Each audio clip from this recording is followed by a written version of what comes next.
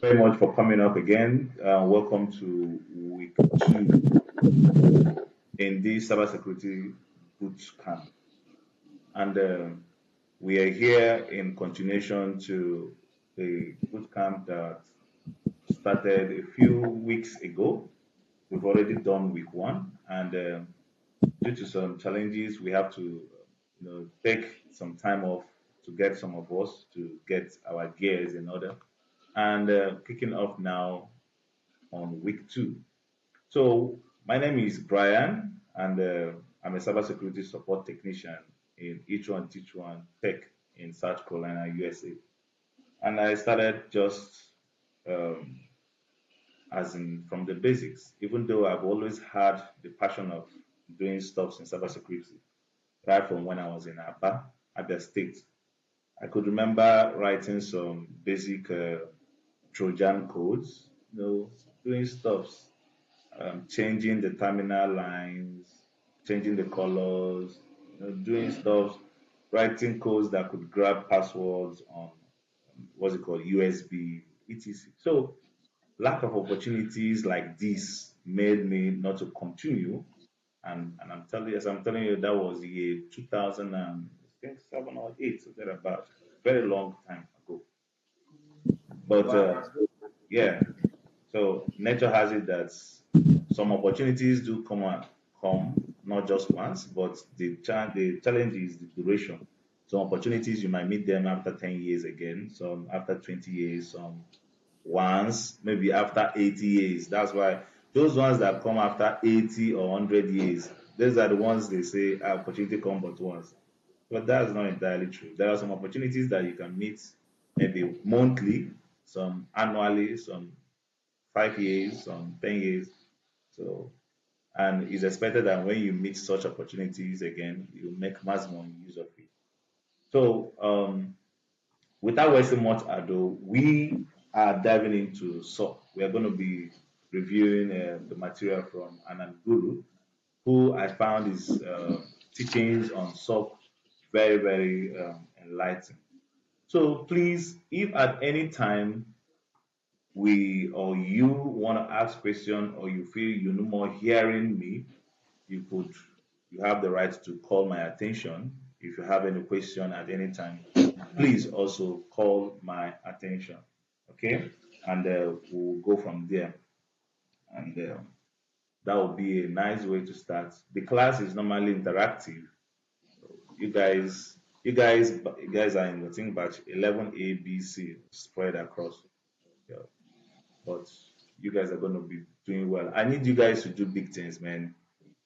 I need you guys to do big things both in the industry and not just with this training. After this training, inside this training, at the end of the training, I expect you guys to, sit and look out for a project and do and probably tell me, Mr. Brian, our batch, we decided or we came up to do this project and look at how far we've gone.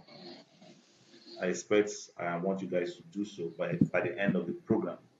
But for now, we're going to go one step at a time so that nobody's going to be left behind. If you follow all the steps, all the teachings, and do the classworks, uh, you know, observe the times when you get tired. When you get tired, you rest, then wake up and pick up the same huddle and make sure it gets solved.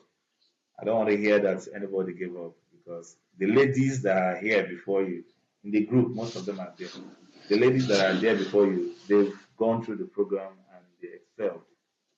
So if ladies can do it, what a woman can do, a man can even do it much, much, much better. So I trust that we will do exceedingly great. Okay, today we're going to roughly go into what SOC is, how it evolved, the people, the processes, and the technologies in SOC, and what are the skills required. Remember, if you listened on week one's class, I explained that from week 1 to week 3, semi 4, are going to be preparations for your ISC2 examination, which I already explained that the examination is free, first sitting. So you don't have any option than to pass it. Okay, we're going to give you everything you need to pass the exam. It's an external exam. You don't write it from your house. You go to the external the center, you sit down for the exam, you write the exam, you pass the exam. Because if you don't pass, you're going to pay $199 at any time you want to receipt for that certificate and license again. So once you pass the exam, you're already a member of IS2 certified community. Now you could put it anywhere on your resume, anywhere you are a member of IS2, you're a certified member. Okay. So that is that from week 1 to week 3, 4, you're getting ready for your exam and you sit for the exam and you pass for the exam. And so where does SOC jobs fit in? First of all, what is SOC? You can tell me, what does SOC mean? Yeah, Jefferson. Security Operations Center. Yes, Security Operations Center. Thank you very much. So where do they fit in? And we look at the entire job market and we see the space, the big space out there doing the business, the bankings, everything. See the HR guys, the sales, accounting, construction guys, etc.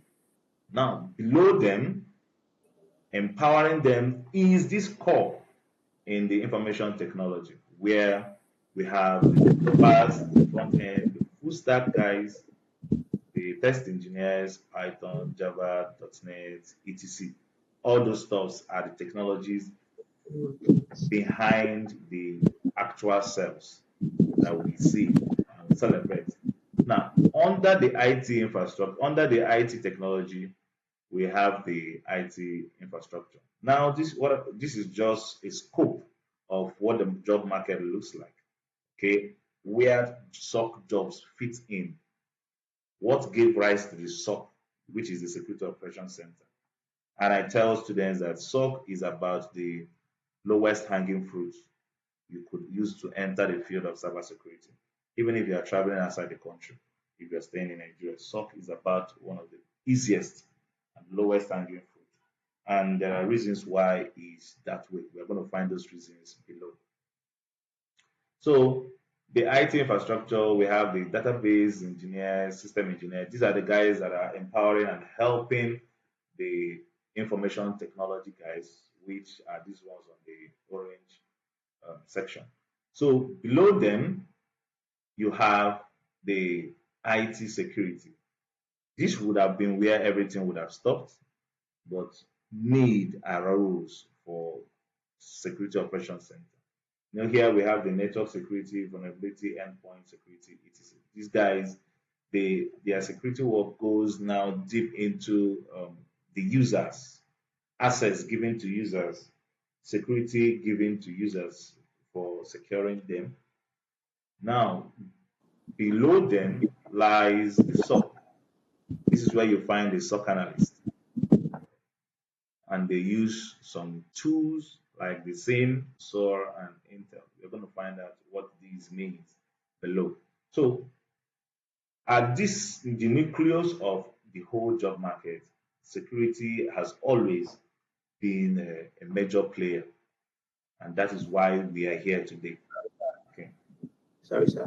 So all these analyze of jobs, there are different kind of jobs on that SOC market, right? That someone has to maybe I can say you want to go for the IT instruction and focus on network engineer. Okay, no. These are this is entire markets, whether banking or accounting, construction, engineering. Now, inside the whole market as a whole, the nucleus is where Security Operations Center stays.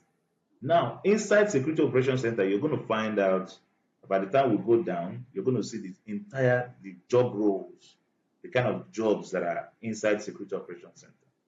Okay. You understand?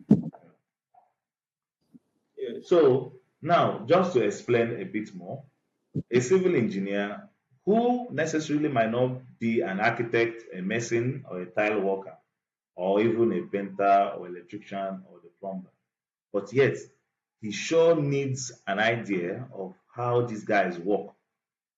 For you to be a civil engineer, a manager, you should be able to know how other roles play out in the whole job stuff so that you can be able to work with them and do your work very well. So is the same thing with the SOC. The neighbors of SOC, the people you're going to be most likely be working hand in hand or meet them in the job arena will be the IT security teams and IT infrastructure teams.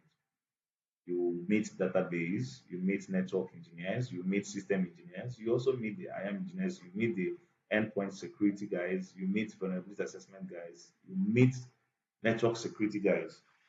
So as you advance in your SOC journey, before you know it, paths can cross, and you could be able to say, okay, I think this is how this should be, or I think this is how this should be. But having that knowledge of these guys, your neighbors, your immediate neighbors, what they do and what they should do is a very good plus also in the field.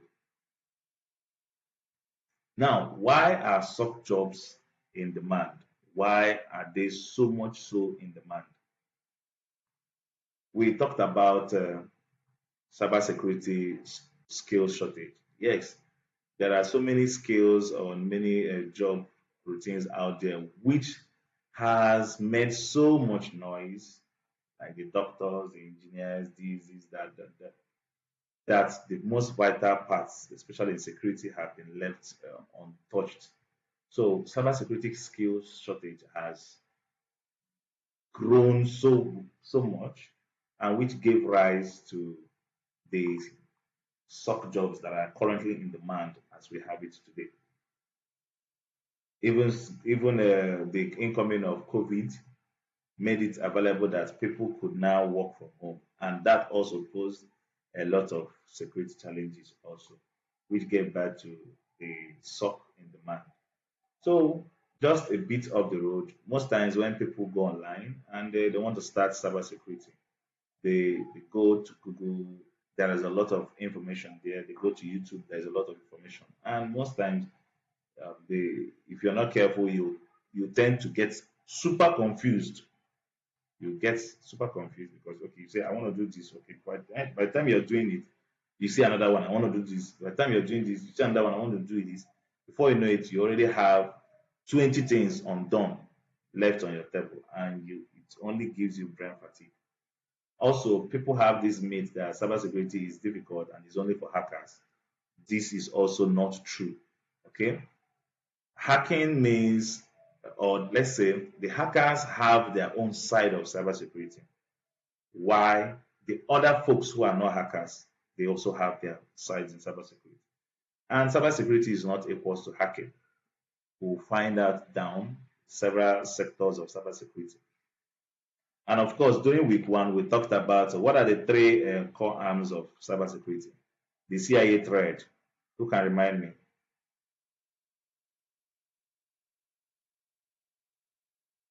CIA.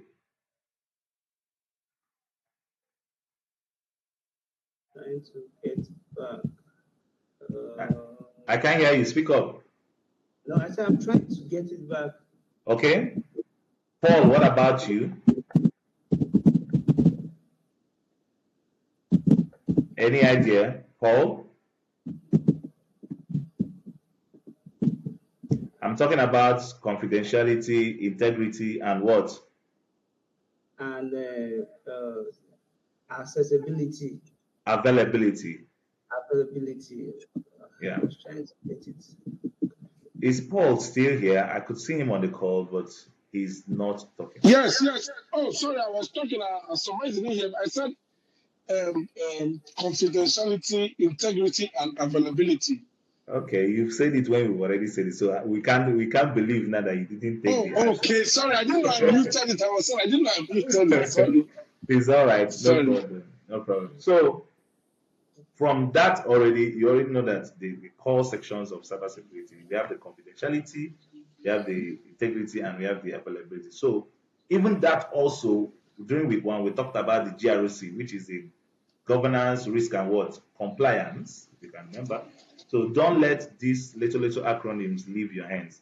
GRC means governance, risk, and compliance, and it is a part of cybersecurity. So I just wanted to point out that cybersecurity is not 100% hacking, but hacking is inside cybersecurity. I hope we've gotten that right. Yeah. Yes, sir. So I normally make this explanation during week 1 and week 2 most times.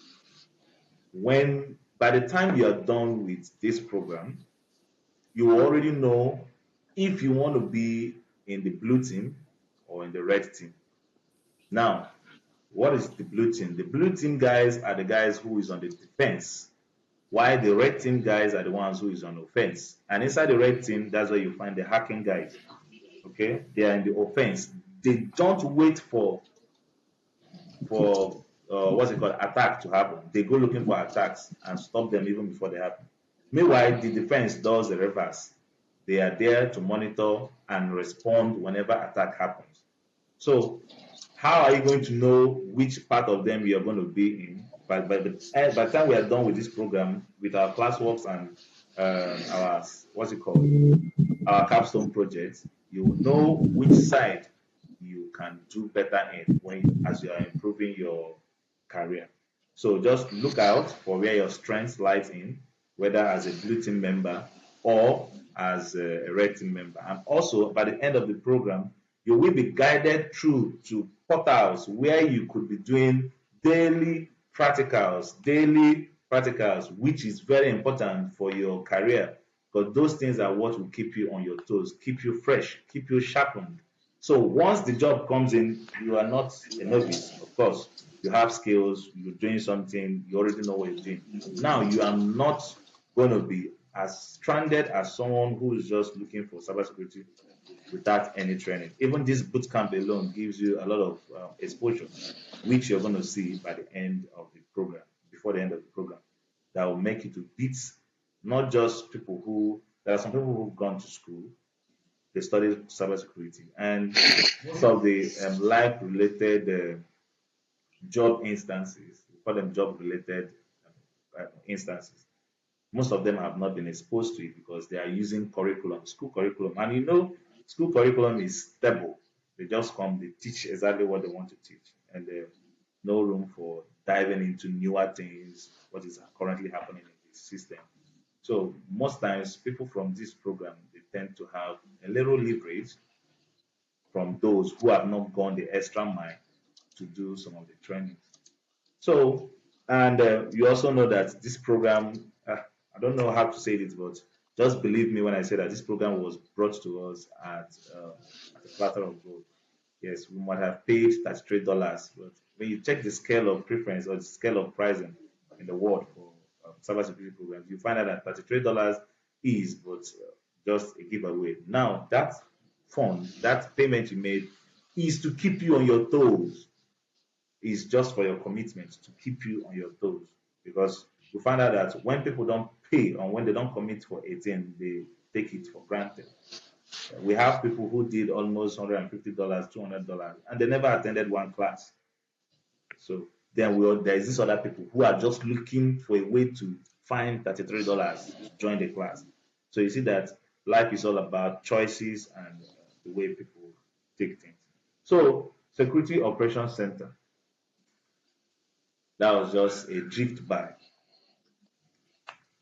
This domain only started evolving since 2015, and 63% of cybersecurity job opportunities today are in Security Operations Center. If you go on LinkedIn now and type for cybersecurity jobs, there is a probability that 50 to 60% of the jobs that you're going to find out are under Security Operations Center. I hope nobody is sleeping in the class. No, no, no.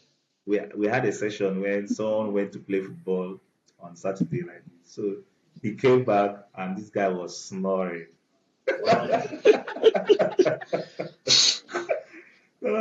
He was so snoring, he was so tired. I had to call him. I said, "No, go and sleep or go and wash your face." So nobody should snore or sleep in the class. Else you'll be watching video later. But if you want to get it fresh, as hot as it is, please stay awake and engage. So if you go on LinkedIn now and search for jobs, you'll find out that at least 50% of the jobs you're going to see is going to be under Security Operations Center. Okay, and also it has a low entry barrier, meaning there are no rigorous rules to entering SOC, and that is why we are focusing on it, both in Africa and on the South communities, so that people could enter. Once you are in the field, then you could navigate your ways through any other hurdle that comes up. And also the certifications too. I think the ISC2 certification is one of the cheapest currently in the market. When you go on Google, you check certifications for cybersecurity. Core certifications Like that how much is that?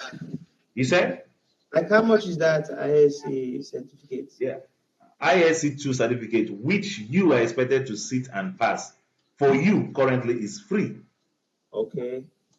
But Okay. if you fail the exam, you're paying $199 to the Oh, company, the ISC2 community, for you to get this, for you to receipt.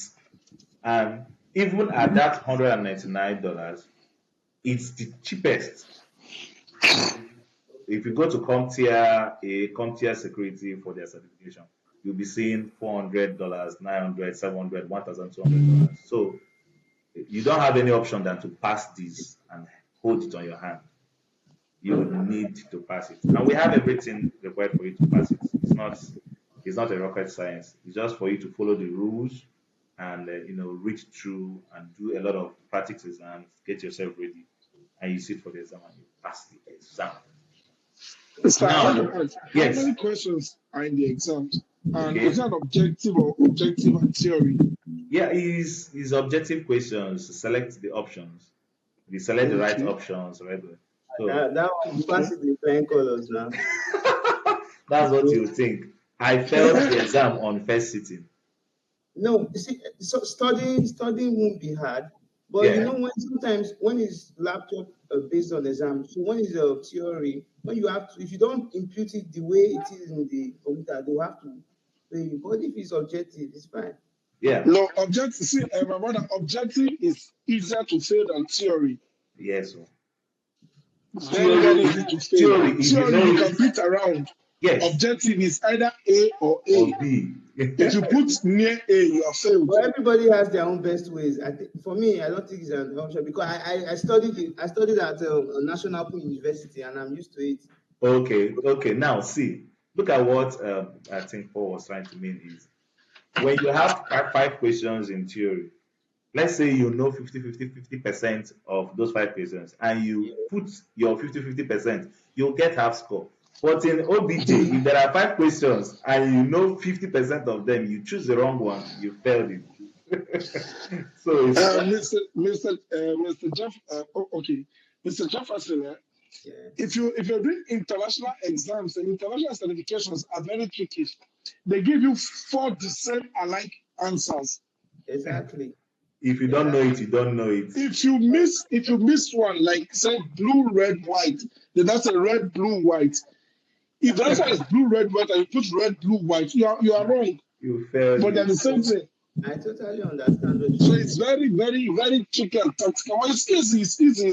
At least I if you totally know what you're understand doing, that. And that's why I if you're said I prepared went to for it, national you Open know what you're university doing. It's very to easy to the pass. exam pattern. Yes, you see, everybody has their own strengths on passing exam. Okay. Now, the Exactly. passing score is 70%. You Okay. see, that's more reason why you should have lesser wrong answers than correct. Yeah. Yeah. So even if you are failing, even if you are gambling, you should gamble with at least 20 or 15. But you need to know absolutely correct 70 questions out of the 100. But the best way to always smash it, which I've figured out, is being over prepared with the questions and answers, the practical questions and answers that we have. You go through them, you take some of them, you check how you weigh. Maybe after going through the normal what's it called, curriculum of the ISC2, you take the exam, you see probably you score 34 over 50. Then you said, okay, I scored at 4/50. You now go do the extra curriculum, what's it called, rehearsals, which are some of the materials we'll still be sharing. By the time you do that, you go to take the exam again and you score, okay, you scored 40/50. Good. You keep on building them building Yeah, them, using okay, them. like a mock exam. Yeah, yeah, keep on building them. Then on that day, hopefully you're gonna getting 70 will be an easy stuff for you. So it's all right, guys. Let's dive in. But remember, the certificate is not the main thing. The main thing is the knowledge. It's the knowledge. Yeah. Yeah, not the main thing. So different IT teams in a company, I will allow some of these general stuffs. I will allow you guys to read it through. The materials should be on the folder, which you all have access to. If you don't have access to it, remind me after the class. You will get it. So I will leave some of the generic topics like these. Now these are general different IT teams in a company. System teams, the network team, endpoint security team, network security team, information security team, security operations center is also a team in a company. We have the application development team, database team, IT help desk team. So now the next slide explains what those teams individually does, which when you go through the material, you're going to look at them singular. If you want to just read more about them, read more about them. The endpoint security team, these guys protect endpoints in the network, okay? And you find that they use user machines and servers. They deal with installing, configuring, and maintaining endpoint security solutions. See, and most of the tools they use, which are mostly or generally known, the antivirus, the host firewall, the host intrusion prevention system. This HIPS is also very important. We have host intrusion detection. We also have host prevention detection. We also have so many of them which we're going to be seeing. But I tell people the best ways to get some concept known is to practically use them. When you use them, they stick into your head more than just reading about them. So, network security team, these are the guys that protect the overall network. Okay, installing, configuring, and maintaining network security solutions. And you could see they use also firewall, IPS, which is intrusion prevention system. They also use web gateway, WAF, web If application I've heard firewall. of that gateway. Are you saying something, Jefferson? No, no, no. I'm just following you. I'm just following you. I'm not saying anything. Okay, okay. Wireless security and email gateway. These are for the network security team. And we find out that the InfoSec team, this is another strong section in cybersecurity. Okay, and this has nothing to do with coding. Rather, it has everything to do with policies, governance, policy, compliance, and risk. So they do audits, strategy management, business processes, policies and procedure, performance management, risk management, and control activities. So for someone who is a banker or an accountant who wants to come into cybersecurity, this probably would be the best place for the person to play.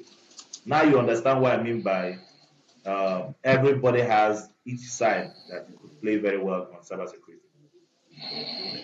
So these parts for people who are good with policies, governance, and compliance stuff, all those stuff, they can play huge on this section in cybersecurity. We also have the assessment team, web vulnerability assessment team, whereby they use automated tools to scan the network to identify the vulnerabilities in applications and systems. Okay, and most times when they scan and they find issues, they tend to push out an update and they patch that update. They come in as patching. So whenever you see a company sending you what's it called, the software update, I know most of us will say, they want to chop my data. I bet make that update stage up. So normally what they're saying is we found some bugs in our system. If left unchecked, they can leave you vulnerable. So use this software update. But it is what it is. Most people don't uninstall updates.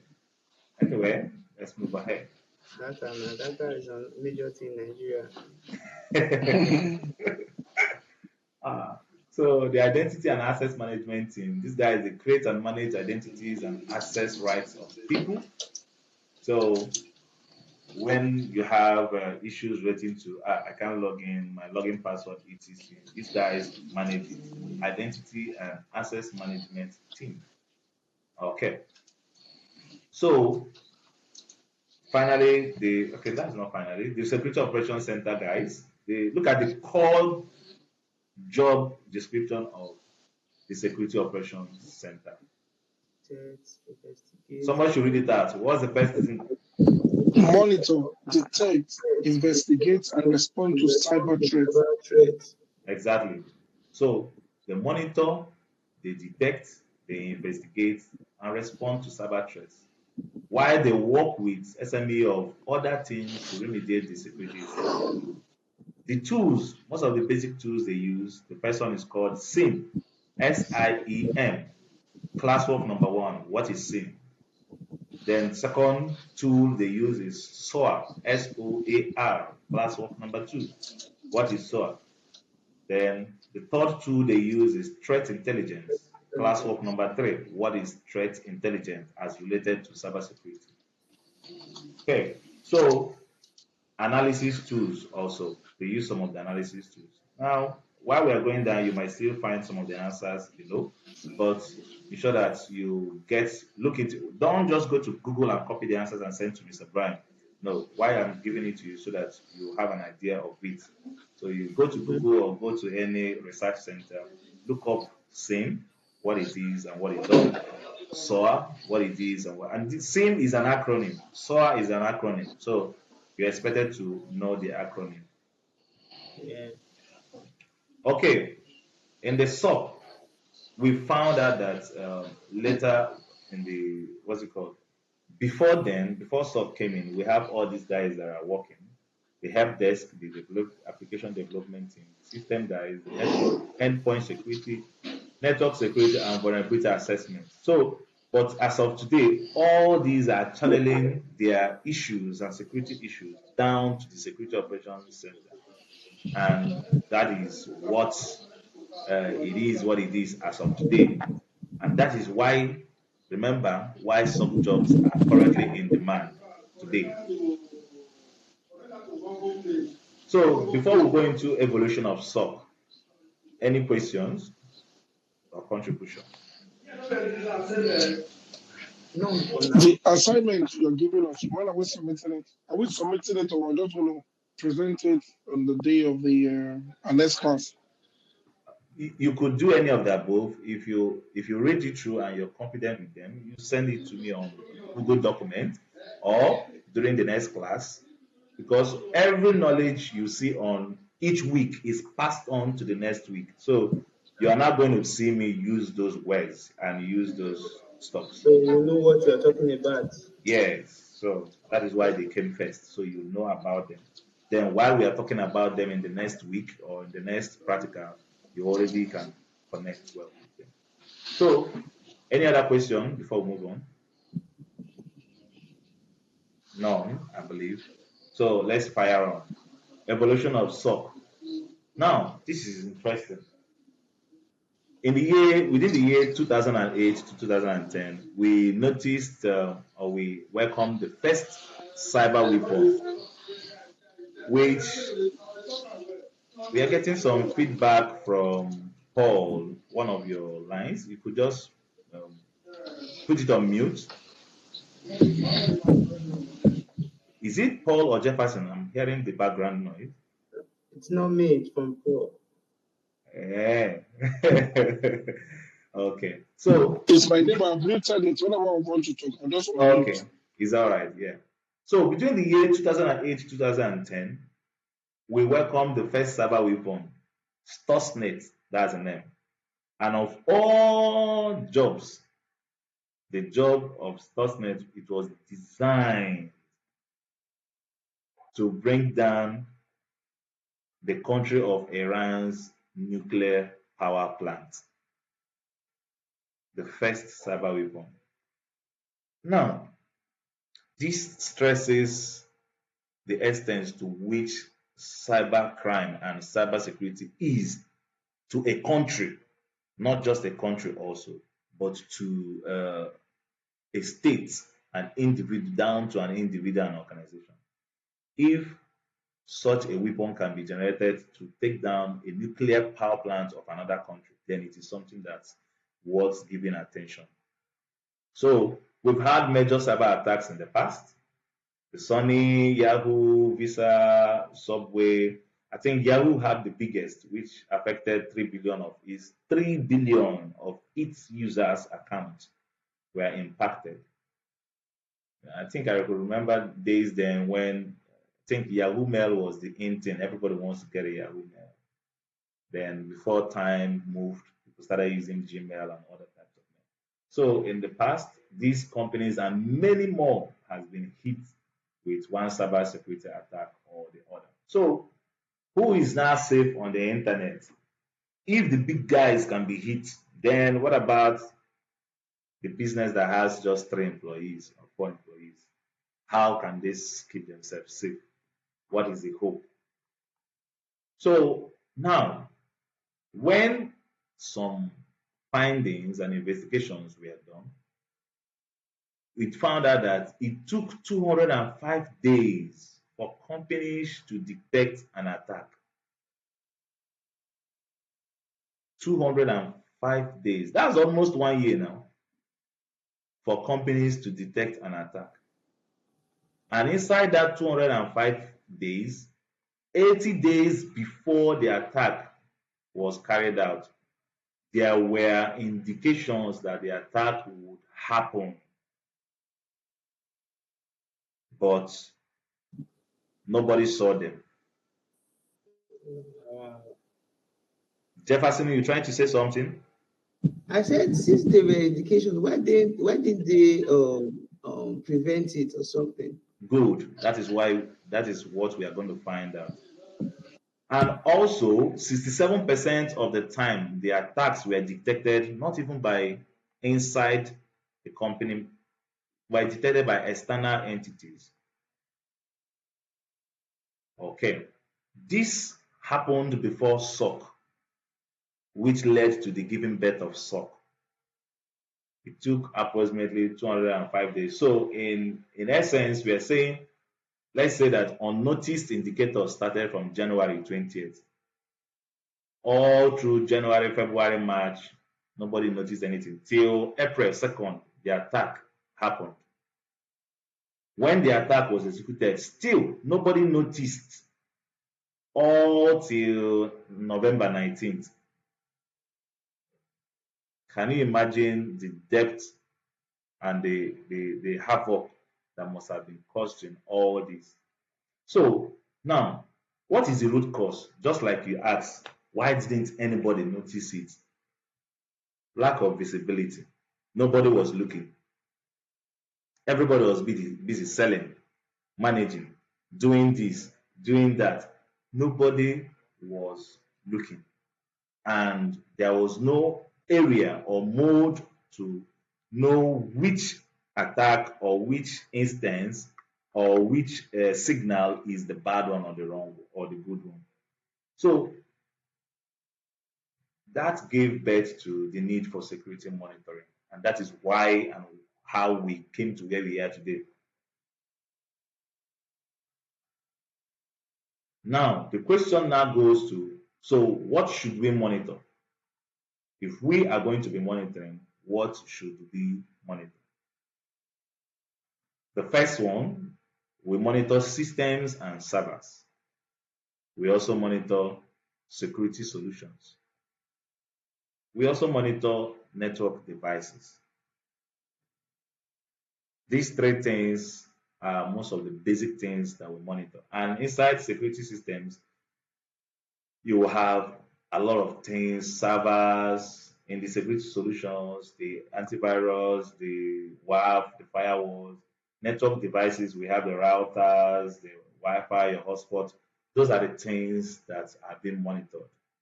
And of course, whether you know it, anything that is happening on your system or on your phone is being logged. LOG. Logged means that the system or that application keeps track of everything that is happening. So the time you switched off the phone, the time you switched it on, the time you took your camera, the time you did this, all those are logged in.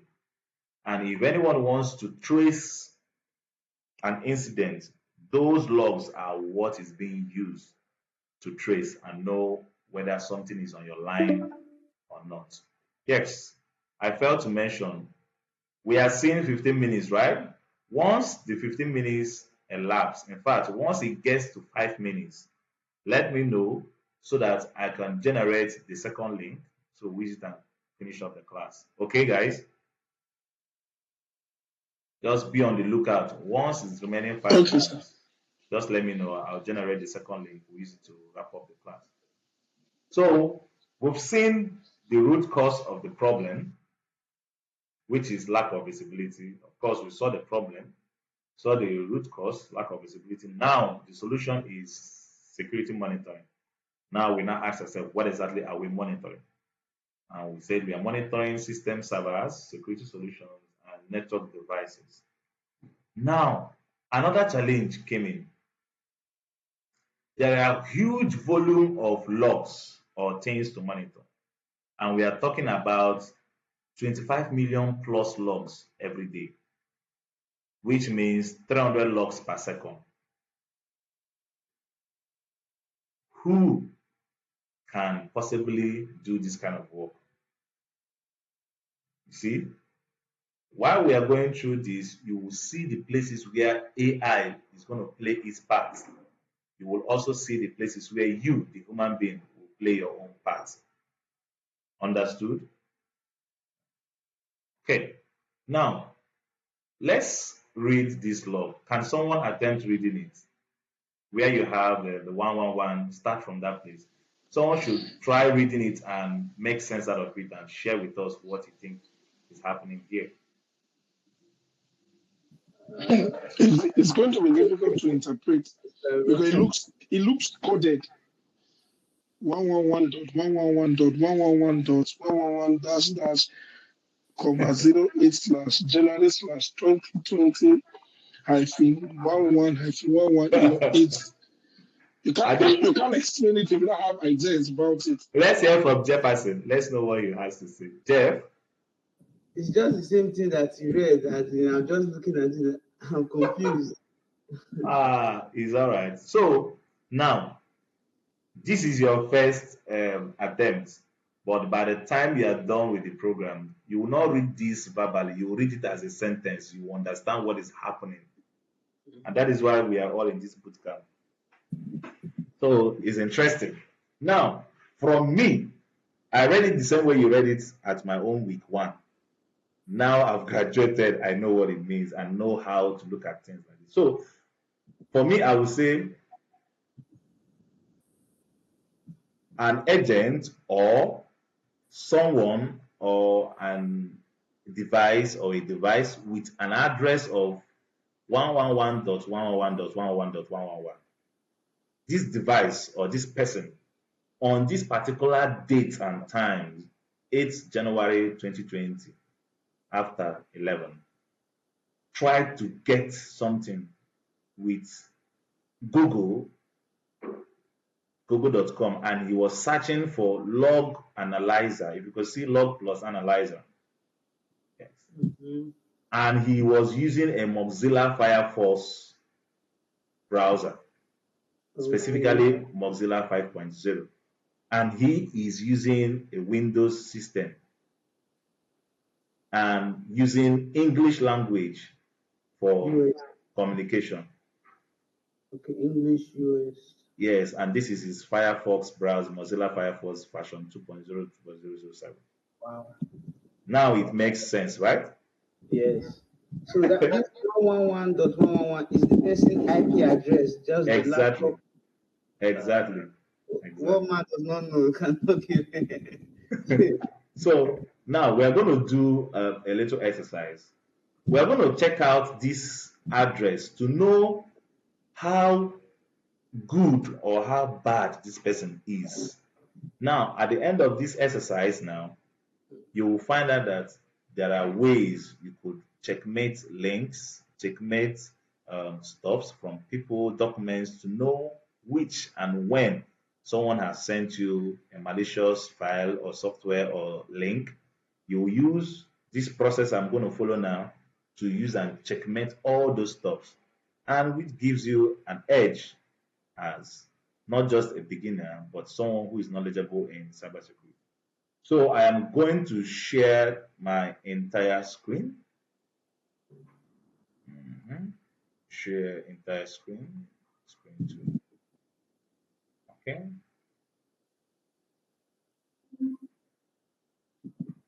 So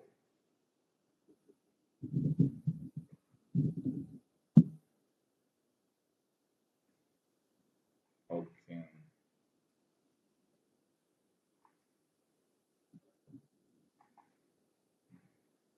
Move to a new tab. Okay. So you guys can see my screen, right? Yes, sir. So I'm going to go to the website www.virustotal.com. Virustotal.com. Once I hit the enter, the website or the platform will show up. So this platform is a kind of threat intelligence. Remember where we met threat intelligence? Where is it? Where is it? Where is it? Where I gave you guys the classwork for threat intelligence.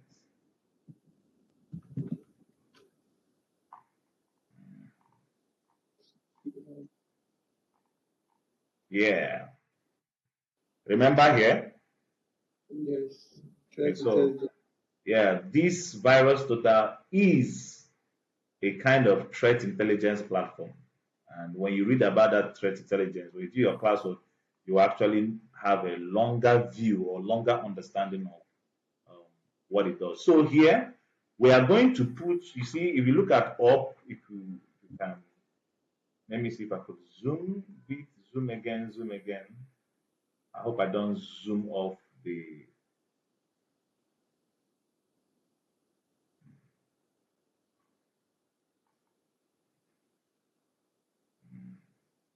Okay. Now you could see the URL, right? They said you can search for URL. You can search for what else? IP address, What else can domain, you search for? domain or any Domain and flash hash, file Yes. hash. or file hash. Yes. So if you have a file that someone sent to you that you think that this file, maybe this PDF has virus, you simply come and put it inside here and verify the innocency of that file. You choose the file and whatever you just put it. Let me choose one file. I'm going to choose a file that should have virus in it. Then choose one that doesn't have any virus. Let me see. Like for should be on a zip Wireshark. WP detection analysis, malicious sample. Okay. Okay. This one doesn't have any virus in it, but let me show you how it works. So once you upload it, it's going to do some check-ins, and you see, it gives you good, undetected, no virus. The file is neat. So on the summary, when you click on the summary, you see 0/64 green. Once you see red, you know that there is something. Very correct. Yeah, you see that. So it gives you the hash file. This is like um, this is a hash number. This is like a stamp of this file. If this file is tampered on the way, if I send it to someone and it's tampered between the way before reaching to the person that I send it to, this hash number will not match the one that reaches to the person. So, okay, these are some of the things that by the time you're done with your what's it called boot camp, even before the boot camp, you will have to start practicalizing most of these things to enlarge your scope and your knowledge. So on the detection, you see we got all marked green. Details, you see, MD5. We saw the hash value, the secure hash one, sorry, secure hash A256.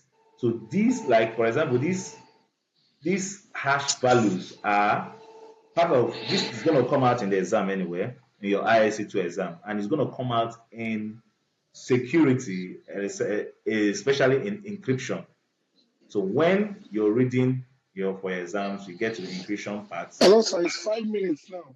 Okay, okay. Let me just get a new link. When you're reading for your ISC2 exam, when you get to the encryption part, please pay attention, understand, and also grab it on your head.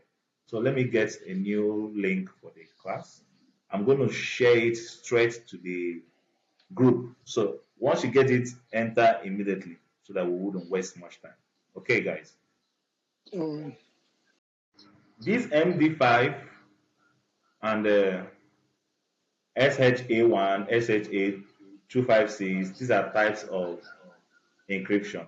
So when you're studying for the exam, when you get to the encryption part, put your mind in it. Now you also know uh, by use cases how it is. Every file has its own generated encryption keys and domains. So with this, you can use it and check whether two files are the same. Now, when looking at the file physically, you might say, is it not the same file? But internally, hand don't touch them. You understand? And those are the things that people use to cause havoc unknown to other people. So this is on file. Now let's look at this IP address of this our guy. This is our guy. So from when we look up his IP address, we are going to find out where he's from. Actually, in this, someone wants to join the call. Admins. In this our file, we can't know which country or state where he is currently because that incident, that information is not contained here, right? So, but using his IP address, we might be able to find out more information about him. Sorry. Okay, so someone call out his IP address for me.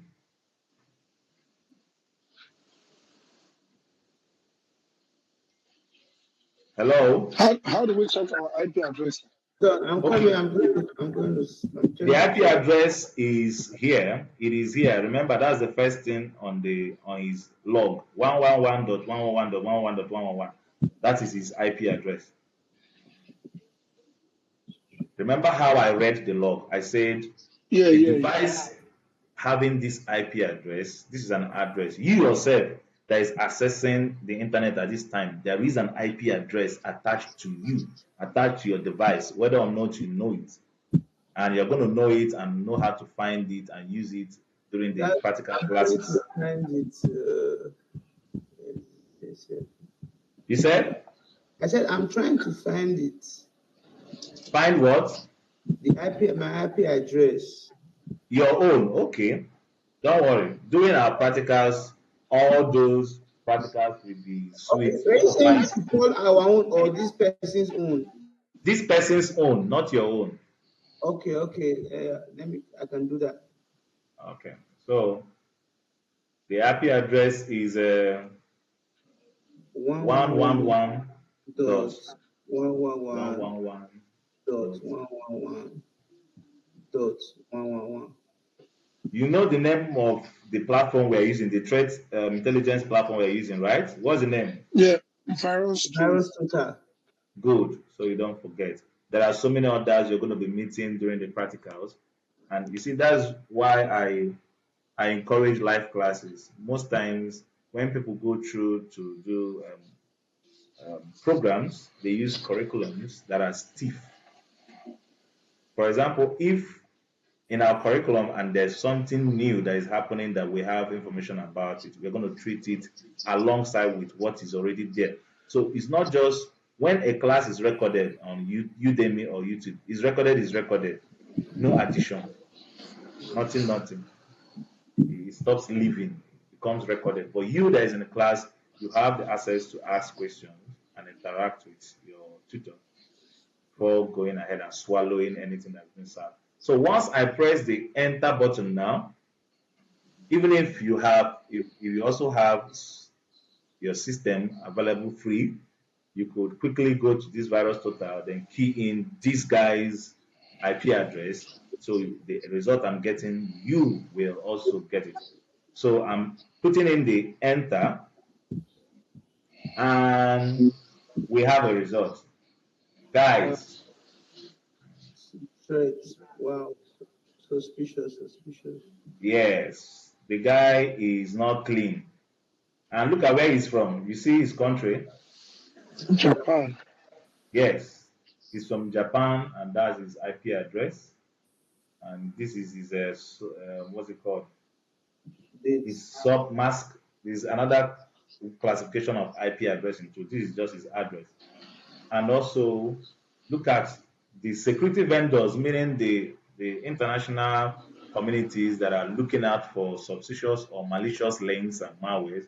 They've recorded him and they find him guilty of this: SOC Radar, Alpha Mountain AI, Alpha SOC, ArcSight Threat Intelligence, then every other type of known vulnerabilities is clean from them. Some of them he has not been rated, but these very ones that he has been rated, you can actually now know that this person doesn't mean good.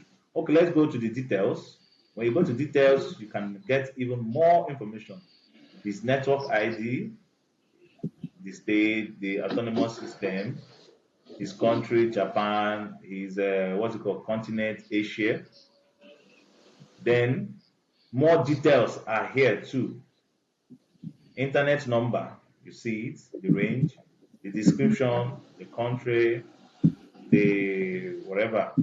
So a lot of information you could find out from just one person's IP address, the phone numbers and contact of his internet address people, all those kind of things. For example, if this was someone in Nigeria, you'll find his ISP, which is Internet Service Provider. If he's using MTN, where that MTN branch is, their call contacts, etc. So this is an example of how to make use of a threat intelligence platform. How did we come here? We say that these logs,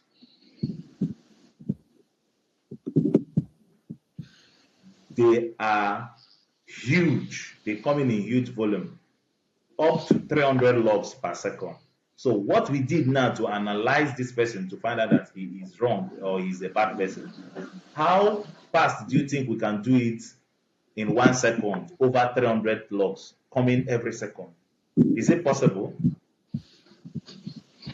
No. No. Okay. So that was the new challenge that came because the logs are not easy to read. Also, no standards followed. The way Windows uploads its own logs might be different from the way Apple uploads their own logs. Might also be different from any other operating system. So, and there was no standardization followed. Now, there came the next solution, which is SIM. You guys see that SIM that I gave you for our classwork, right? What does SIM Yeah. stand for? Security Information and Event Management. Good. You don't have to forget it. So SIM stands for Security Information and Event Management. Security Information and Event Management. That is what SIM stands for. And what is it? What does it do? So the SIM takes all the logs from, remember all those stuff that I told you we are going to be monitoring, the system, the servers, the security, all those things. So when a SIM is being introduced, it's being connected to all those devices, all those stuffs, and it will be taking the logs from them.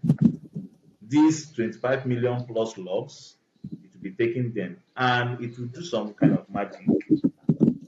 Magic in the sense that there are rules rules like if if a link is this that flag it as malicious. If an IP address is this flag it as malicious. If now somebody tries to log in 10 times in 1 minute, flag it as malicious. Do you understand? Yes. So rules will be written in the same environment to use to filter the logs. Let me ask you guys, if you are a security operations center analyst and you are monitoring a network and you find out that someone is trying to log into an account and he has logged in 10 times, failed, he has gotten 10 failed login attempts within 1 minute. What do you think is happening? I think they're trying to hack into the account or something.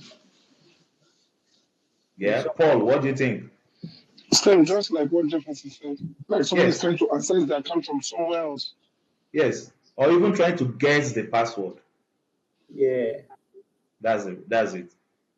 So if he's actually the real owner, at least once or twice or thrice, you shouldn't look. You shouldn't.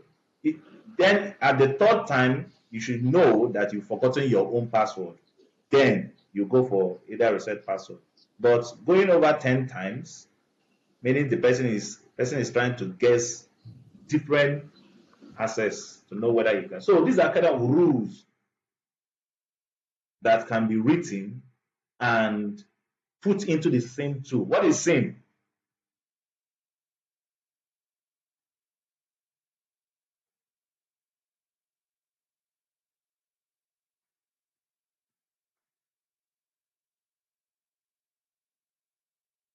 Oh, Yeah, What go is on the same? network is jamming. okay. We can hear you now.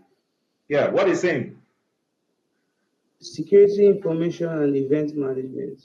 Good. So those rules are being written in the same, and they are used to filter those logs, and that is how it is possible to actually pick out the ones that are looking malicious. Shotibo,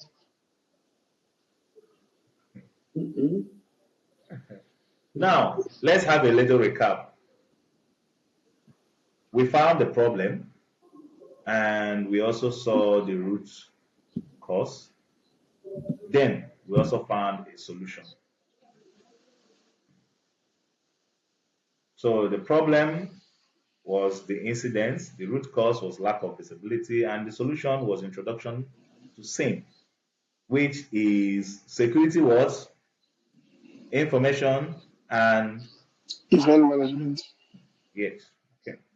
So now let's have a little life analogy about problems. Now there is a problem. The people riding bikes will always fall down and either break their head or break their arm. The root cause is they don't wear helmets. Now the solution should be every biker should wear helmet. But in real life, does every biker like wearing helmets? No. Okay. And that is why we have the rule enforcers. That's why we have in Lagos State, I think they are either Loma, it's not LASMA. Other states they have their own rule enforcers to ensure that rules are being carried out. Likewise, in cybersecurity, we have agencies that take care of these things that ensure that people or organizations follow the rules, the steps needed to protect their users' data. So we have some of them. They are under the regulatory compliances, industry best practices. These guys they ensure to keep the regulatory compliances and industry best practices in every organization. We see the PCI, Security Standards Council, GDPR, which is for I think USA. Then we find the HIPAA. Also, either GDPR should either be from Europe or USA, but you have to go do some extended study on them. Look them up on Google. Some regulatory compliances and rule enforcers in Nigeria. I think we had something like that done on what's it called, week one, right? It should have been in classwork of week one. What are the regulatory bodies that regulate how um, companies handle user data? How many of you did that classwork? I did it. I did. Ah, are you sure? Yeah, I sent it to you. No, I sent it to you rather.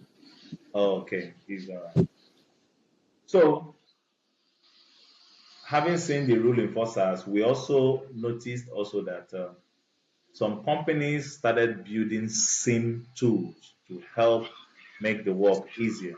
IBM has one lab, McAfee has Nitro Security, Splunk has Splunk Enterprise Security, etc.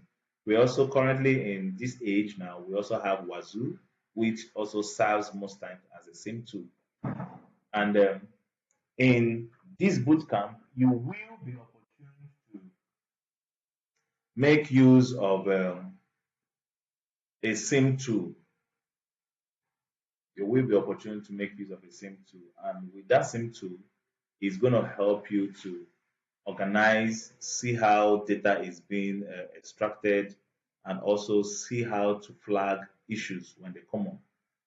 And I am being tempted to share with us my traditional work environment where I work every day. I use the same tool to work because it is an industry tool. We are being given access to it, just like you will be given access to some tools when you join an organization to work. Let me see if I could pull it up for us in a few minutes. Hmm.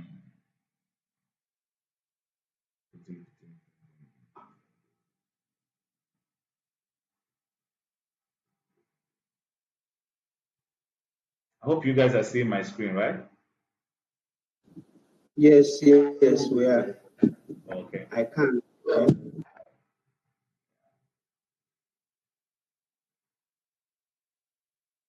So remember we said that the same tool is we said that it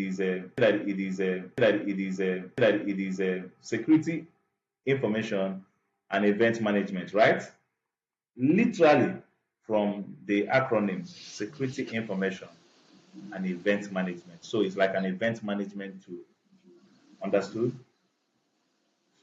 So we're going to be looking into Wazoo. Hmm.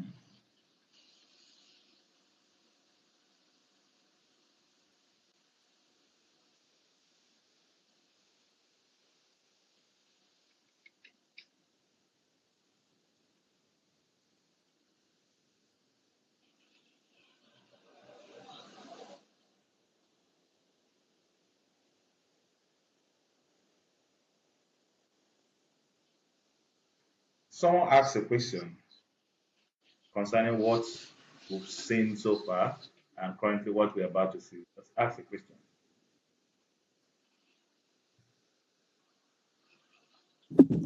I want to ask, like, how using the virus tool, how can someone make his or her IP address claim against attack?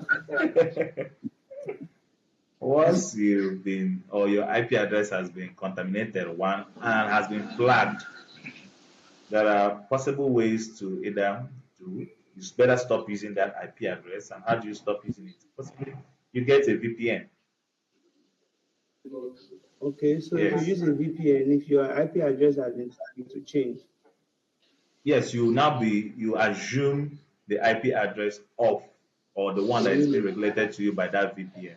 Also note that when serious things are involved, for example, you are being tracked, there are also technologies to bypass the VPN to find out the real IP address of such a person. All right. Hello, sir. I wanted to ask the question. Yeah, can you hear me? Yes, I can hear you. Go ahead. A VPN and a SOC, which one is stronger? The VPN what?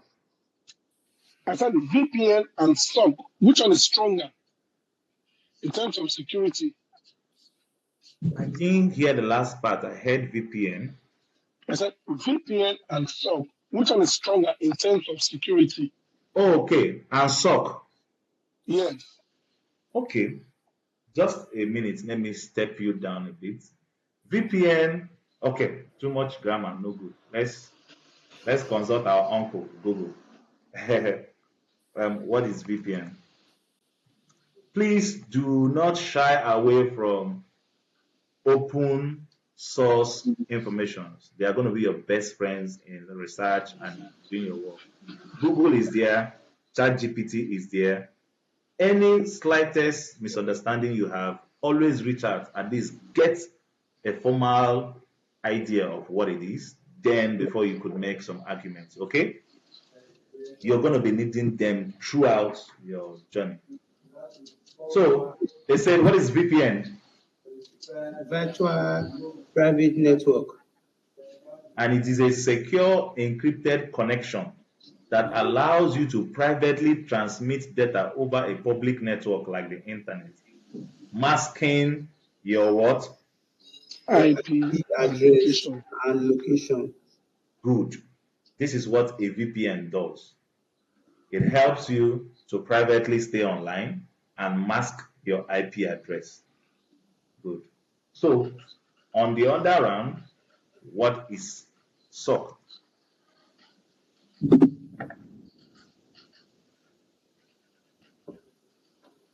So, let's go. SOC can refer to either a security operations center, SOCs, which is a team of facility responsible for monitoring, detecting, and responding to cybersecurity threats, or a system on a click, which is No, an sir. Hello, sir. Can you hear me? Yes? I'm not talking about SOC, the SOC. I'm talking Okay, about what the were you talking SOC, about? SOCK. SOCK. OCK. K. Okay, Yes. okay. I what is SOC in respect to cybersecurity? Come internet. on. No, SOC has to do with internet as well. Just where Yes, people has please. to do with internet. Come on. Let's figure it out from online so that you could explain us more. And security. Or is there something that I and Google is not getting correctly? Mhm. Internet protocol that exchanges network packets. Okay. Between a client server through a proxy server. That's it, right? Yes, I think that's it. Hello, Paul. Are you still there? Yes, sir. I can hear you, sir. So we found that SOCKS is an internet protocol that exchanges network packets between a client and server through a proxy server. Okay. Okay, so now this kind of scenario, you see, there is an exchange of network packets, and mostly network packets inside the network packet, that's where you will see the log, most of the logs Okay. that you will find. So when you are looking at a packet, there are so many information you're going to see inside there. And also when this internet protocol is being used in moving stuff from one place to another, there is also a level of protection or security that is needed at this particular point. Also, you have to still know that we have endpoint security systems which are responsible for the endpoint of where the information is going to or coming from, that are not just the on top of the information. For example, when we are talking about Wazoo or the SIM tool, we are using SIM tool to gather logs, filter them, and use them to monitor, detect, and actually do our monitoring, which I'm going to show you now in the log. Meanwhile, inside the network itself, there are also some security steps that are needed to ensure that some of these things stay intact. If I'm trying to hack into, let's say, Google, let's say I signed up for a Google bounty program. Okay, and I'm trying to hack into some of the services that were provided to be what's it called, to be used for the project. There are places you get to and you find out that there are still security, endpoint securities that are being placed inside the systems, inside the networks, not just on the outside. You understand me? So the difference is clear. SOX works as an internet protocol, and the work is to exchange network packets. Now, what I don't know is whether it is secured, but when we go through it, you could see now what is SOX and how it is used to protect your internet. Like I told you, the Google will always be there. When you ask the right question, you will find the right answer. Meanwhile, VPN is just majorly to stay hidden and mask your IP address on the internet, and is widely being used. You get that? Yes, sir. Thank you, sir. So this is my workstation where I resume to work almost on a daily basis, and we have 11 active agents. These 11 active agents means that, where is our diagram? Any of these can be called an agent. Are you following me? Yes, sir. So an agent can be installed inside any of these to extract and monitor the logs that come out from there. So when you hear an agent, this is primarily what the agent does. So I have 11 active agents, 3 has been disconnected, and over the past 24 hours, critical severity, how many? 0. 0. High severity, how many? 0. Medium severity, how many? 14,968. 14,968. Okay. Then low severity, we have 45,000. 45,260. Yeah. Yeah. So the SIM tool is basically used to monitor all those logs, and it will classify them according to the ranks on how and what they are doing.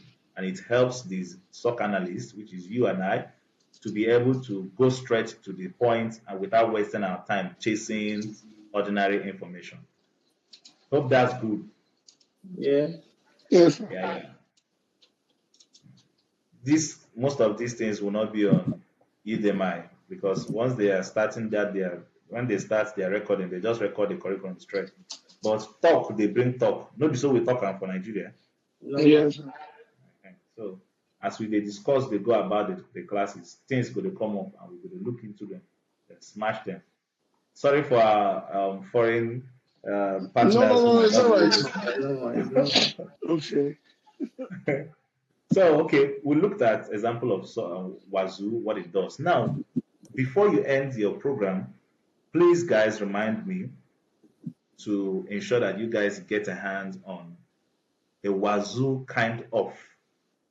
Wazoo on its own is industry application. For example, the one I use, the company I work with, they gave me access to use it to work. Okay, but there are open source tools where you and any other person who is interested in the program, who is doing the program, can go and work with some data like this and extract them, and you also see it. It will look exactly like Wazoo, but it's just the name. You know how companies do their stuff.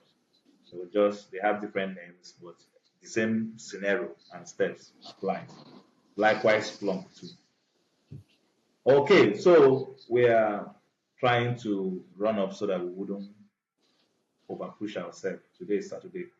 So now the same SOC and the security analyst. This team that makes use of the same tool for security monitoring is called the SOC team, which is the Security Operations Center.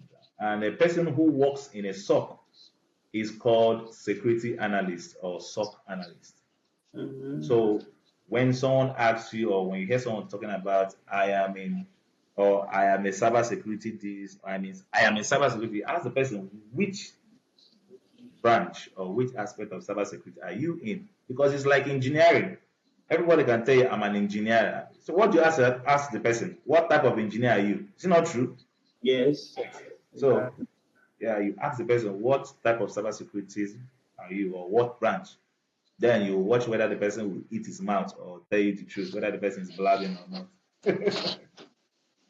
So now for a SOC analyst, basically what you do is if you look at this picture very well, it looks almost like the Wazoo that I showed you guys. For example, in this my Wazoo, if I want to look at the threats, I'll go in deeper more into the application where it enlarges all those um, logs, gives them out to me in diagrams and in ways that I can understand them very well, and also I'll be able to pinpoint the issues I'm looking for. Also, when there is an issue complained by the company or by anybody, all I can do is just look for that particular issue, search for it amongst the thousands of logs that are already there within the time frame. Okay. While Yes, it's sir. being, yes, a question, go ahead. No. I'm following up. Okay. Okay. While it's been searching for the threats, let's go ahead. Once we open, we look at it. So there is an interesting analogy here which drives home the SOC. You see, all these things we are talking about today is SOC. We are trying to know how did it start, how important is it, why, and what does it take in the current um, technology world today. So this analogy explains even more the state and the impact of SOC in an environment. So in the military teams, in the medieval military times, we have the guys who use the spear, the guys who use the arrows, the guys who use the sword, the horses, Horse, and the ones who are climbing on the elephant back. elephant, Which one of them would you want to be anyway, if you are there? the bow and arrow. The one with arrow, okay, that's Yeah. interesting. I feel use the one with the horse. So that if anything happen, I feel jack back. Bow and arrow start from a distance. Horse, you're inside the fight. Yes, the arrow guys are far. They can shoot from afar and they will hit their target. That's true. That's true. Okay, so the tools they use, the first guy they use the arrow, the second guys they use the bows and also the sword. Likewise, these guys, some of them they use the cannon. So the same thing happens in SOC. Every aspect of SOC, the SOC guys they have the tools they use. Why is this wasting time in searching? I wanted to show you through the inside layer of the Wazoo, but let's keep on going. So now this is like, let's say this is a Paul's kingdom. Okay. So, and inside Paul's kingdom, Paul has a watchtower guard. Okay. What is the job of the watchtower guard? To watch for attacks and enemies. Yes, far off, so that when they are coming from far away, you'll be able to alert the city, right? Yes. And you see there is a bell inside here. Most times you find out that when there is issues, they will just go down to the bell and start doing what? Start Ringing ringing the it. bell. Yes, and everybody in the city will know that trouble is around the corner.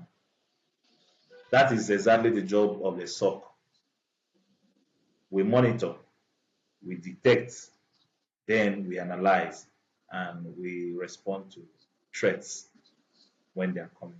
So the responsibilities, the monitor for possible attack and alarm the army. The purpose, early detection of a possible enemy attack.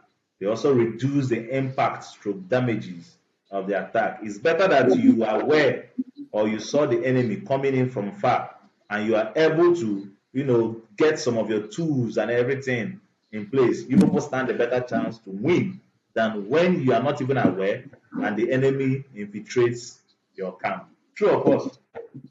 True, sir. Yeah. So in comparison with the SOC guys or security, we have the endpoint security, the tools they use, antivirus, HIPS, host firewall. We already saw this in the beginning. Network security team, they use firewall, IPS, which is intrusion prevention system, email gateway, web gateway, WAF, anti-DDoS.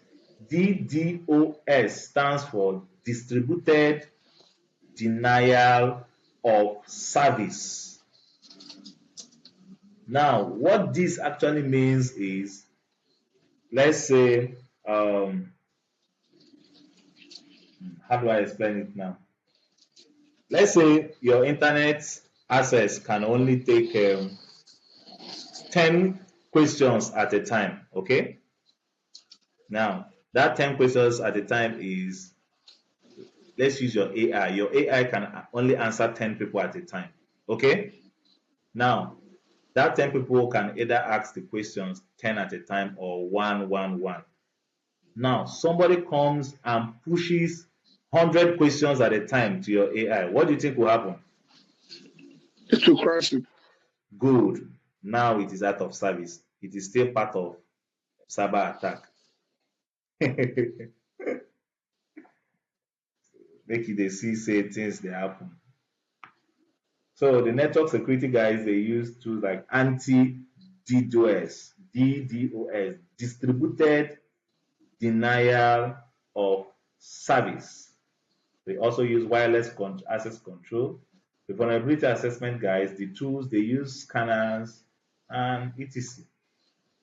Now, why the SOC? The SOC is basically the guys on that tower. The guys on the tower, they use binoculars for viewing far objects, and they use the bell. While in the SOC use a SIM tool, they use a SOA tool, and they also use threat intelligence and threat hunting. We already saw an example of threat intelligence, which is the platform we use to check out that young man's IP address. What's the name again? Virus total. Exactly. So when you, after the class, try out some links, try out some IP addresses, and take a look at them and see what you get for yourself. How can I find my laptop IP address? Okay.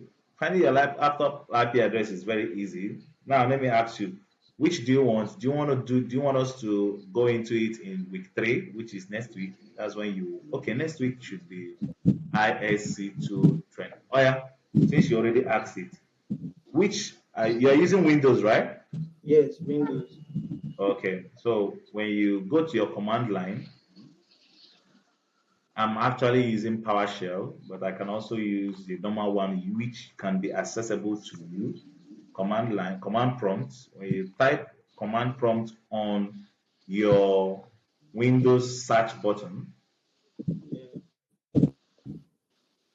you use the command ipconfig,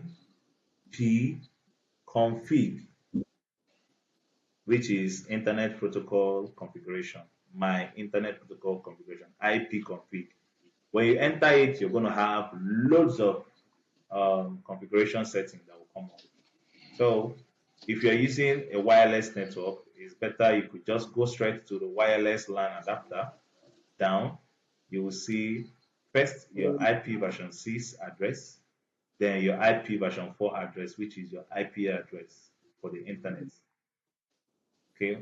Then the last one, default gateway, is wherever your internet is coming from. If you are using hotspot or if you're using a router, the default gateway will always be what is giving your system or your whatever internet. If I'm connected to a router, my default gateway will be the address of that router. So we'll understand more about the setup, how to set up your home lab on week 4 before we start our practical. Is that okay? Yes, sir. Okay, good. So, what is SOC? We said that SOC is the first line of the cyber defense. They are the eyes and the ears of the organization security. They monitor, detect, investigate, and respond to cyber threats. Okay? If you see the environment, that's exactly what they're doing. They just come and sit down and monitor. Let me check on my guy. Okay. Um, going not going.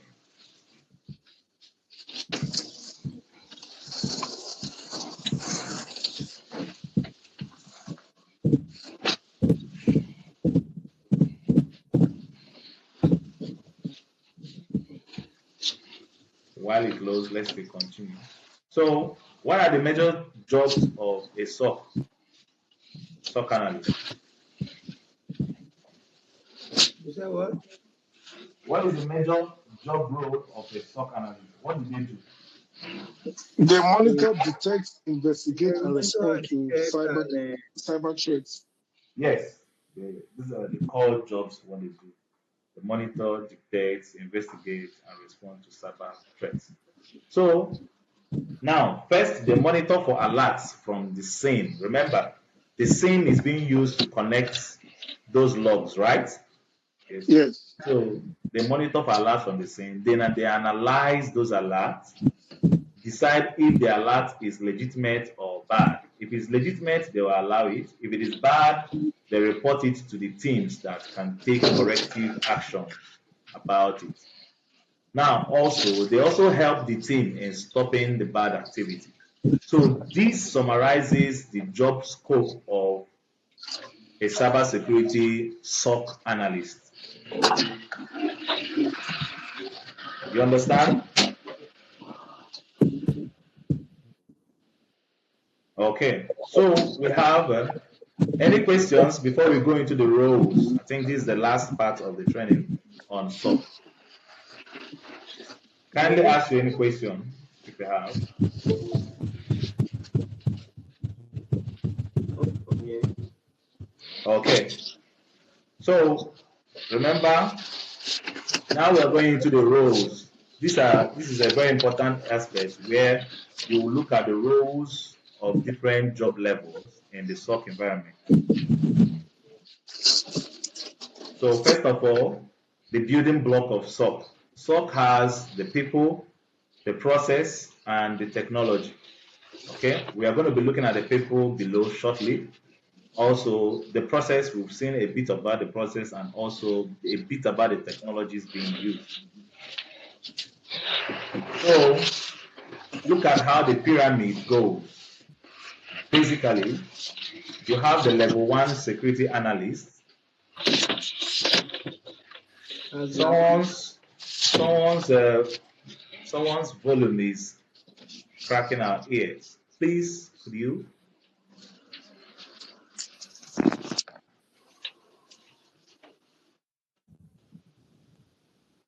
Okay, thank you very much. So, as a level one SOC analyst, you come in, you could work your way into level two, level three, and as a manager. And so does the envelope increases when you come in as level one, level two, level three, and going up.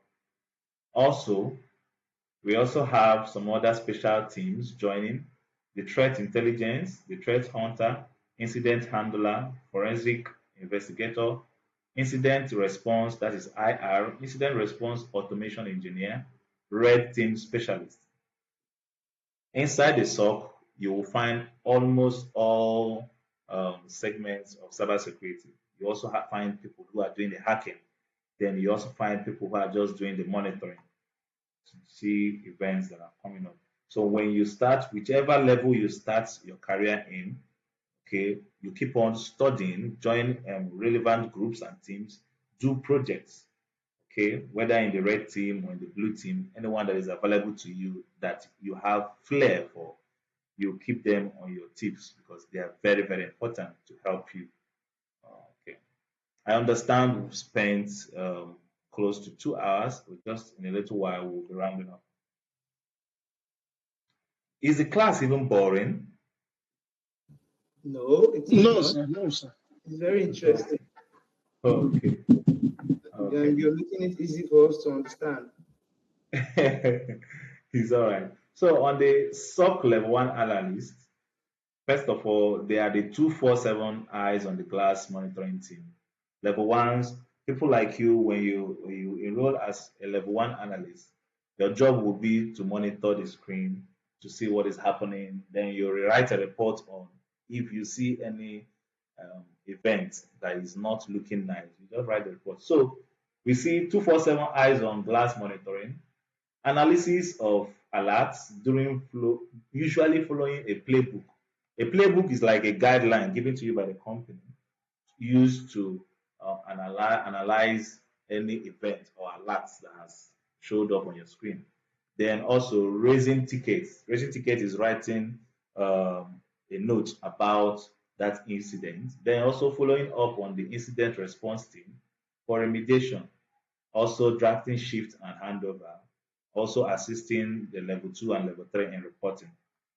And some certifications that are needed previously are the Security Plus, Cybersecurity, CompTIA SYSA, Certified Ethical Hacker. I understand 15 minutes, no problem. So currently now, even with cyber ISC2 certificates, certified in cybersecurity, you can get level 1 and level 2 security jobs.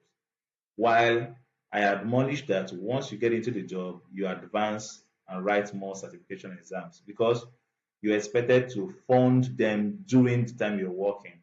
Because most of them, like I said, most of the certificates are actually very costly. If we take, for example, Security Plus from CompTIA Security Plus, let's check the cost of CompTIA Security Plus exam. The CompTIA Security Plus costs $404. AI is very funny. If $404 is 180,000 naira currently, life for better now. But no way, $404. When you push it around 1,600, how much is it? That would be about close to 1 point something. Okay, that's 646. Okay, I found it. So that should be around 646,000. So you can imagine it wouldn't be all that sweet. So it is advisable you get some of these applications while you are in the job. Meanwhile, like I told you, the ISC2 cost should be 199 of ISC2 cost exam. Let's check. 199. Okay, the ISC2 exam price in Americans and all other regions not listed below. Standard registration is how many? 199. Yeah, for US stuff. So it will never go to that amount. It does not go up like maybe before the year runs out or something. I didn't hear you. What did you say? I said the amount, is it that it remains on that 199? It does not go up maybe like in a month or two time. No. Since I wrote mine till date, it's still the same amount. Okay. Wow. So this is for receipting. You should not even be thinking about it. You should hit your exam and pass it. Yeah. So, but just in case, it's not the end of the world. If anybody fails it, all they have to do is either seek out for companies that have alliance with people that could give vouchers for you to receipt for the exam. Because after I failed my own, my company where I work with, they gave me a voucher that made me to receipt for the exam, then pass. Wow. You understand? Yeah. Because I was already thinking of where to get $199. 199 as of that time was around, I think it was on 1,300 then, 258,000. But now that dollar is 1,600, it's around 300 something. So passing the exam is one of the best things. It's going to make you very happy that you passed it. Okay, let's round up quickly. So below was, like I told you, when you're going through the material yourself, you could just go through the job roles of the remaining, what's it called, roles, like the level 2 analyst, what they do, the SOC lead, what he does, the SOC manager, what he does, the threat intel researcher, what they do also, the threat hunter, these guys use they write codes, they hack. If you see his back side, you see that there are some red stuffs on his body to let you know. Yeah, they play, come play. So we also have the incident handler guys, the forensic specialists. So the roles are out there: red team specialists. We have the automation engineer. Depending on your flair, you could start up as just a level one analyst. Then within the years, you work yourself up through.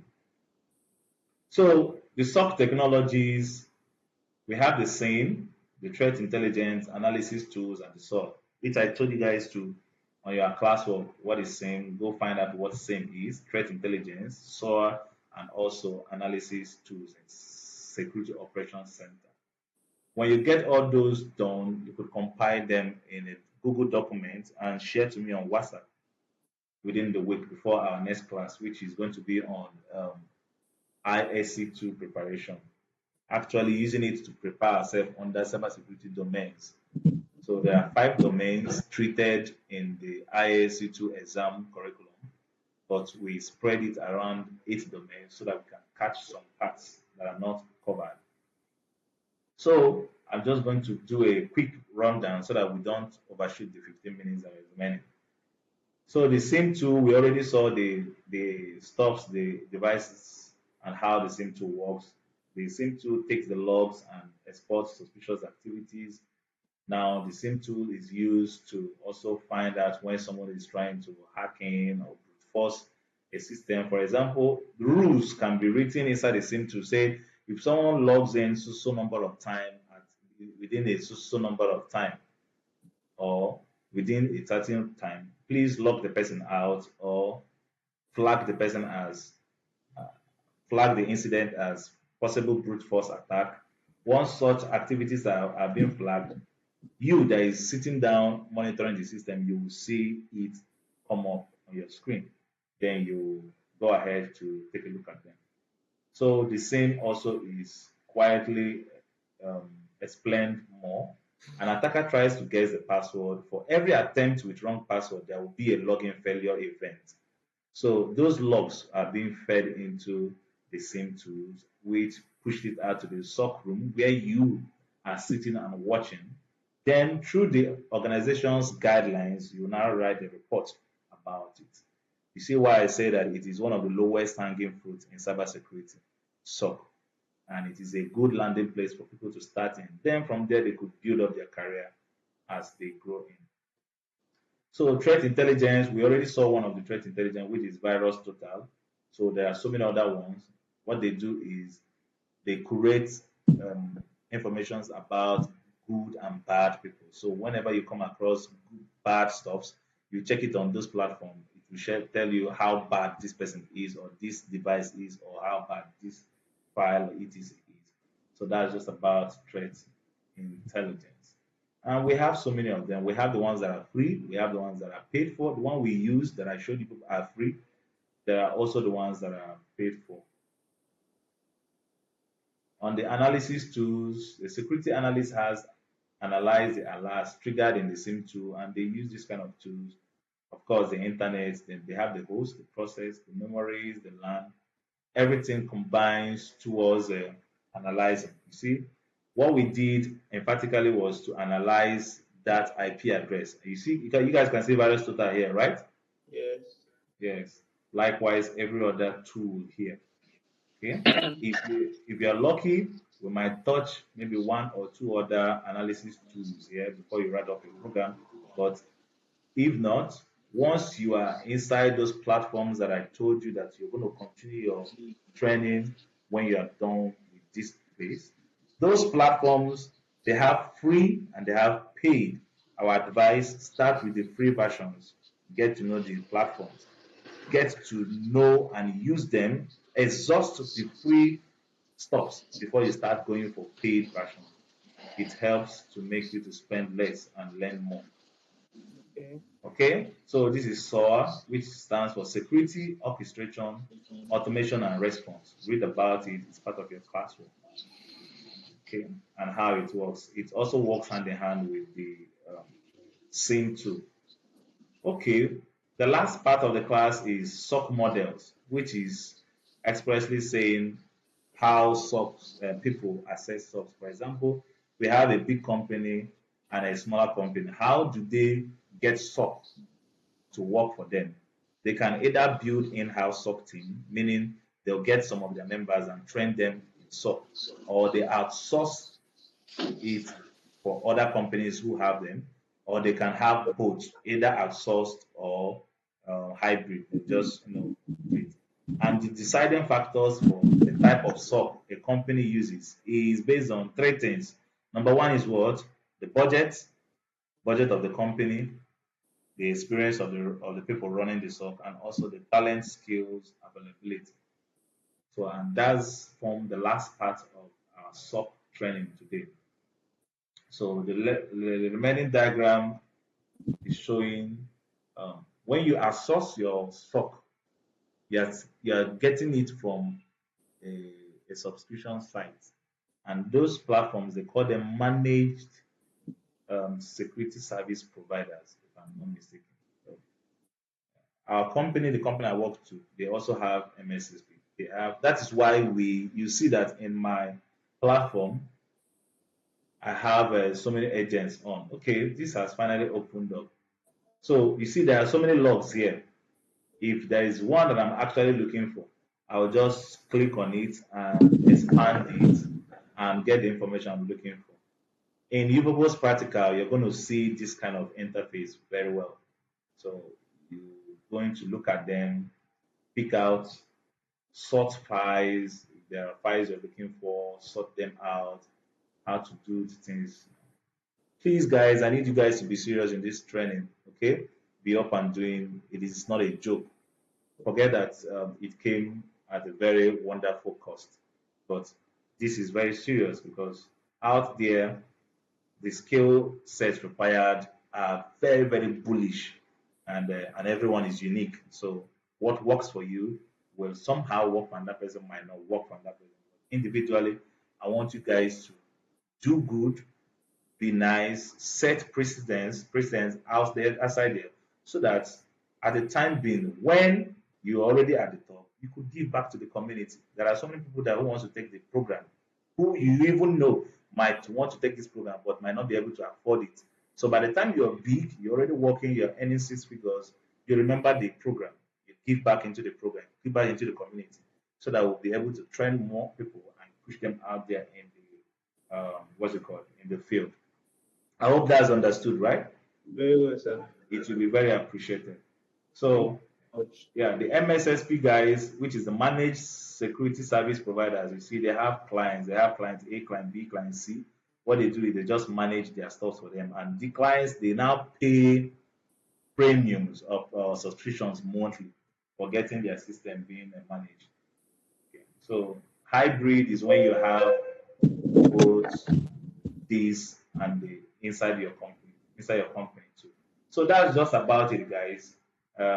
It's been an awesome 2 hours plus or 2 hours class, and I hope to see you guys in the next class.